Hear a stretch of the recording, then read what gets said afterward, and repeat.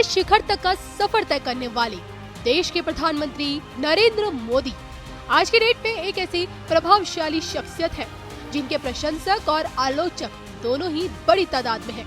74 वर्षीय पीएम मोदी बीते 24 सालों से पॉलिटिक्स में एक्टिव है। 80 के दशक में गुजरात की भाजपा इकाई से जुड़े, 90 में पार्टी प्रभारी बने, 1995 में पार्टी राष्ट्रीय सचिव, गुजरात के मुख्यमंत्री बनकर देश की एक्टिव पॉलिटिक्स से जुड़ गए। इनके काम करने के तरीके, फैसले, अंदाज और विरोधियों से निपटने की रणनीति किसी भी बात को नजरअंदाज नहीं किया जा सकता। अब एक बार फिर 24 की पारी के लिए पीएम मोदी तैयार है। फिर से बतौर प्रधानमंत्री देश को संभालने के लिए सबसे आगे है। लेकिन क्या इस बार की राह आसान है? वैसे तो बीजेपी के घटक दलों की संख्या 40 से महज 2 कम है, लेकिन जनता दल, तेलुगु देशम पार्टी, शिवसेना, अकाली दल और एआईएडीएमके जैसे दल एनडीए का हिस्सा नहीं है।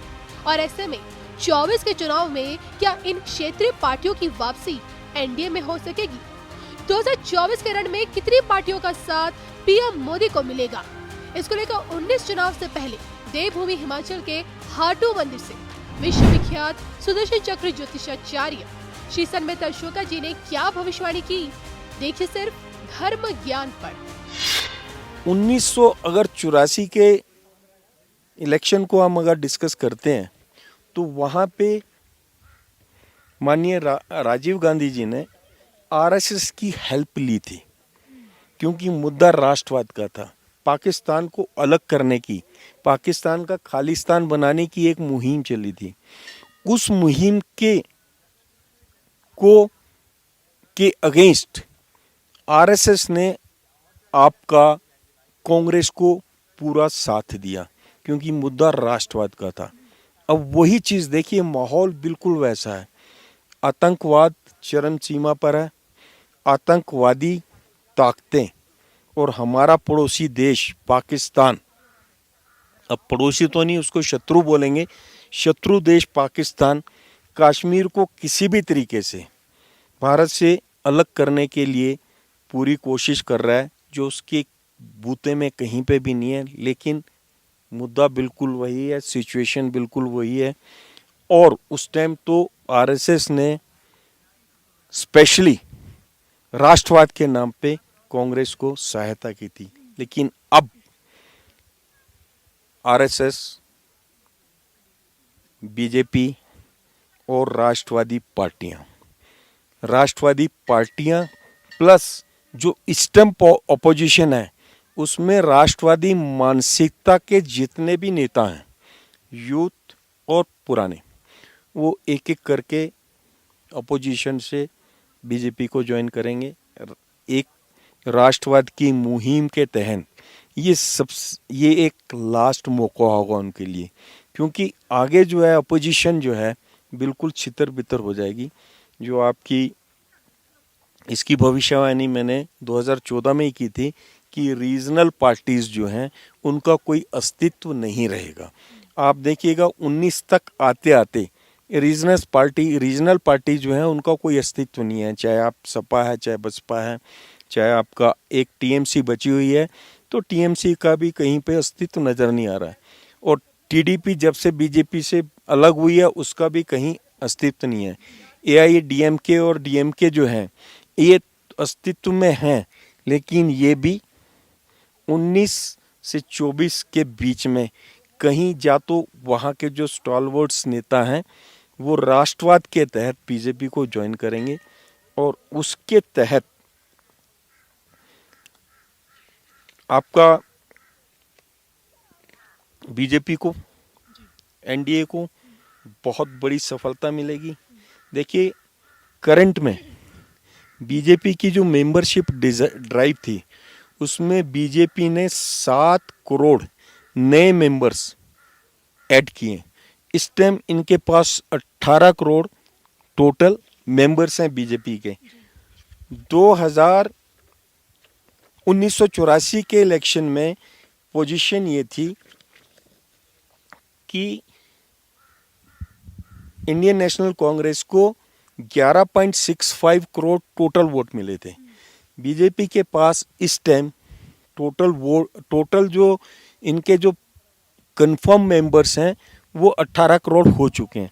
सिचुएशन 84 में और अब में बड़ा फर्क है, क्योंकि उस टाइम टोटल पॉपुलेशन थी 76.42 करोड़, जिसका 28% जो वोटर था उसमें वोटिंग जो है 38% हुई थी। इस टाइम जो ट्रेंड चल रहा है, इस टाइम ट्रेंड चल रहा है आपका 67.75 19 में जो आपका वोट गया है, और उसका जो है उसको अगर मद्देनजर रखते हुए अगर हम इसको देखते हैं तो इसमें आपका बीजेपी की 19 में जो परसेंटेज शेयर था वोट में वो था 37.41, मतलब करीब 23 करोड़ जो है इनको टोटल वोट मिले थे, और वोट पूल्ड हुए थे 61.30 करोड़, जिसमें टोटल नंबर ऑफ इलेक्टोरेट थे आपके 91.10 करोड़। 18 करोड़ ये मेंबर्स अपने बना चुके हैं, करीब 30% ये कर चुके हैं। 1984 के फिगर्स को रिपीट करने के लिए बीजेपी को 49.1% ऑफ द टोटल वोट चाहिए, और जिसको ये बड़े आराम से प्राप्त करेगी। उसका समीकरण में मैं बता देता हूँ। 30% पे तो ये मेंबरशिप के थ्रू हैं, ये 8% ये जो है वोट ये कांग्रेस के रिड्यूस होंगे। कांग्रेस का शेयर जो 8% बीजेपी खाएगी अपने कार्यक्रम के अनुसार, जो इनकी अचीवमेंट्स है उसका जब वाइट पेपर शो करेंगे तो उससे जो है कांग्रेस का ग्राफ और नीचे जाएगा। और 11% वोट बैंक जो है ये अदर्स पार्टीज का जो है बीजेपी पे आएगा, जिसके तहत बीजेपी जो है, बीजेपी का शेयर जो है percentage share of total vote 2024 में आपका 49.1% से लेके 50 और 51% में होगा, जो अगर वो जैसा मैंने भविष्यवाणी की है ये परसेंटेज बीजेपी प्राप्त करेगी हर हालत में, बाई हुक एंड क्रूक। उनके जो अभी स्ट्रेटेजीज हैं वो उसी तरफ हैं। इस वक्त अपोजिशन और कांग्रेस के पास कोई भी प्लानिंग नहीं है इस तरीके की। ग्रास रूट पे जिस तरीके से बीजेपी काम कर रही है ये भविष्य साफ नज़र आ रहा है।